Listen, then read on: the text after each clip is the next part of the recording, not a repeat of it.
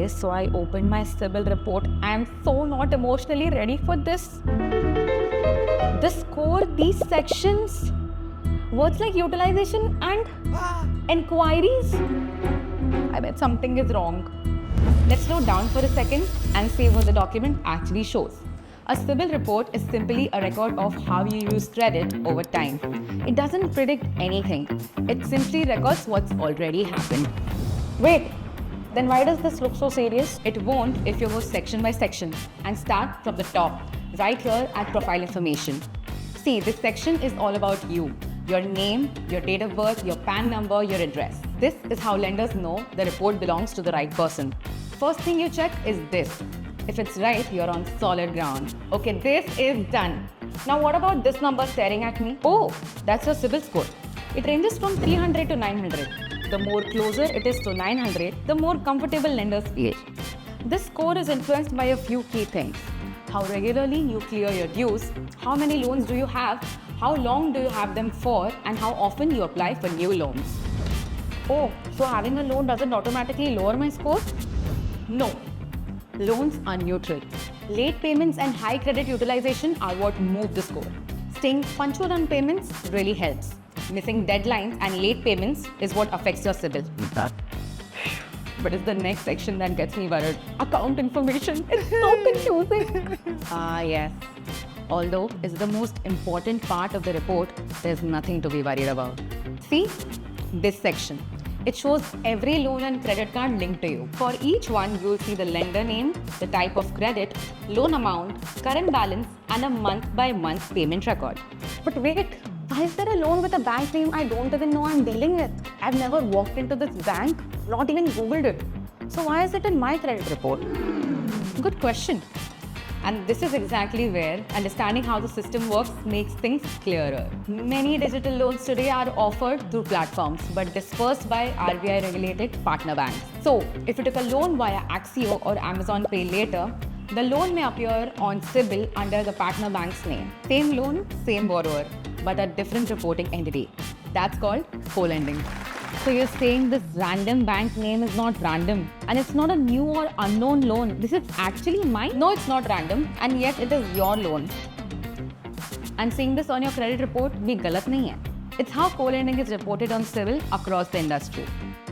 Next time, just glance the full account line, not only the name. It usually clears things up. And don't worry, your score isn't affected just because the entry exists. It only changes if the payments are missed. And as long as your payments are on time, you're good. Oh, that's a relief. Now what about all these tiny monthly boxes here? This is your payment history. It shows whether payments were made on time over the last several months. This impacts your score the most. DPD, days past due. 0 means on time. Higher numbers show delay.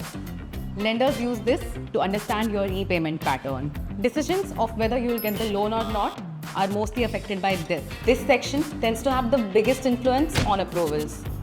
And what about utilization? It's simply about how close you usually get to your limit. Staying comfortably below tells your lenders you're managing your credit, not leaning on it. Basically, the lesser utilization, the better for your score. Now, what's this inquiry section? Every time you apply for a credit, a lender checks your report.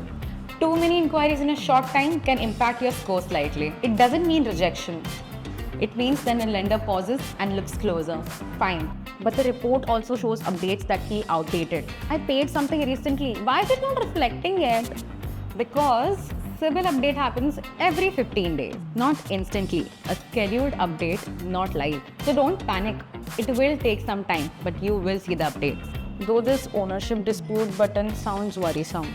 Disputes are for fixing wrong information on a report, not for loans that feel unfamiliar because of structure or timing. So what should I actually check before raising a dispute? 3 things. 1. Did you take the loan from a bank, app or a platform? 2. Does the amount and timeline roughly match your usage? 3. Has enough time passed for the CIBIL update to reflect? If it's a yes to these, then it's likely a valid loan. So the report isn't trying to confuse me? No! It wants you to read everything section by section. Once you know how to navigate, it becomes clear. You make it sound very reasonable and easy. Because it is. Most disputes do not come from fraud, they come from confusion, and it is easy to clear that. So, the presence of a bank name that's not mine does not mean trouble. It means structure and a system that's doing exactly what it is supposed to do. Okay, so the next time I see a new name on my report, I pause. Yes, you pause. I check the details. Yes, you check. And I remember that unfamiliar galat nahi hai. Now you're thinking clearly. Honestly, this could have saved me a lot of stress. That is the idea. Your credit report is a map, not a minefield. And now you know what to look for. If your anxious voice is quieter now, we did our job. So like, share, and stay tuned for more money truths that make things simpler, not scarier.